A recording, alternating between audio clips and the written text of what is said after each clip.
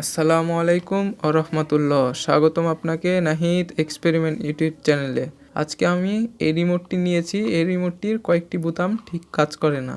তো এটি কিভাবে ঠিক করে, এটির একটি খুব সহজ উপায় আছে, তো সেটি আপনাদেরকে দেখাবো।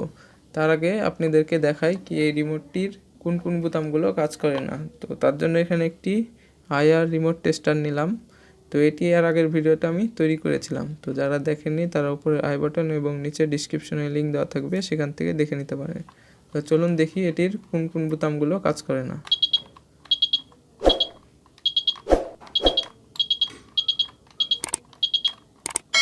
দেখুন এই বোতামটি কাজ করছে না, এটিও কাজ করছে না, এটিও কাজ করছে না। তো আরও কিছু বোতাম এখানে কাজ করছে না। তো এটি সবগুলান বোতাম আমি একসাথে আপনাদের ঠিক করে দেখাবো। চলুন তাহলে এটি এবার ঠিক করে দেখাই। নাহিদ এক্সপেরিমেন্ট। তো ঠিক করার জন্য প্রথমে তো রিমোটটি খুলতে হবে। তার জন্য এখানে রিমোটের যে ব্যাটারি দুটি আছে, তো এই ব্যাটারি দুটি খুলে নিচ্ছি। এবার এই রিমোটের যে নাটটি আছে সেই নাটটি এখানে খুলে নেব। তো এবার এই রিমোটের উপরের কভারটি খুলে নেব।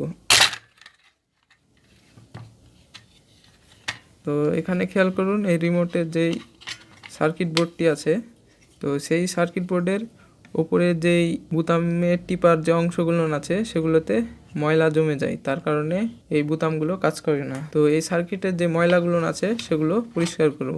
তার জন্য এখানে একটি ইরেজার নিলাম। তো এই ইরেজার দিয়ে রুলের কালি মুছে, তো এটি নিয়ে এভাবে আপনারা ঘষে ময়লাগুলো পরিষ্কার করে নেবেন। এবার তেনা দিয়ে এটি ভালো করে মুছে নেব। তো এই সার্কিটটি পরিষ্কার করা হয়ে গেছে। এবার কভারের সাথে আবার সার্কিটটি লাগিয়ে দেব।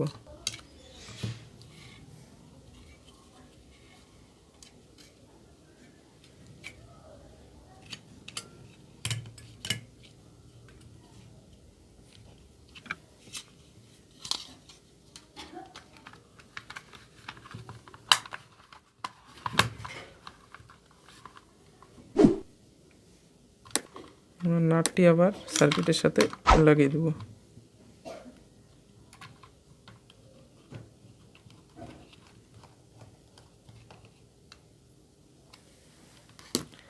এবার রিমোটের দুইটি ব্যাটারি এখানে রিমোটের সাথে লাগিয়ে দেব। তো এখানে দেখুন,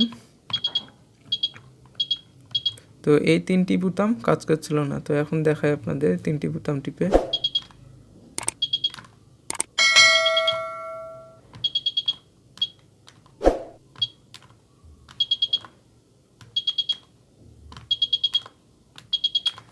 তো এভাবে আপনারা সহজেই রিমোটটি ঠিক করে নিতে পারেন।